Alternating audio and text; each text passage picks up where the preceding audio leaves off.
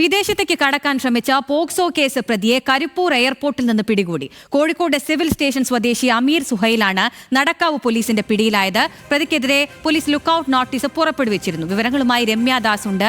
രമ്യ, ഇയാളുമായി ബന്ധപ്പെട്ട കേസിന്റെ വിശദാംശങ്ങൾ എന്തൊക്കെയാണ്? എപ്പോഴാണ് പിടികൂടിയത്? വിശദാംശം. അഖില, ഈ കോഴിക്കോട് സിവിൽ സ്റ്റേഷൻ സ്വദേശിയായ അമീർ സുഹൈലാണ് ഇപ്പോൾ നടക്കാവ് പോലീസിന്റെ പിടിയിലായിട്ടുള്ളത്. ഇയാൾക്കെതിരെ പോക്സോ കേസാണ് ചുമത്തിയിട്ടുള്ളത്.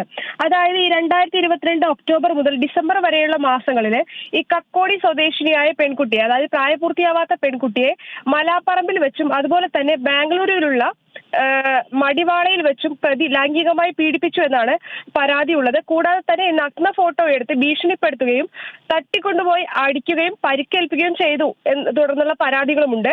ഇതിനെ തുടർന്ന് നടക്കാവ് പോലീസിലാണ് യുവതിയും ബന്ധുക്കളും പരാതി കൊടുത്തിട്ടുണ്ടായിരുന്നത്. ഇതിനെ തുടർന്ന് അന്വേഷണം നടത്തി വരുന്നതിനിടെ തനിക്കെതിരെ ഇത്തരത്തിലൊരു പരാതി ഉണ്ടെന്ന് കണ്ട പ്രതി വിദേശത്തേക്ക് കടക്കാൻ ശ്രമിക്കുകയായിരുന്നു.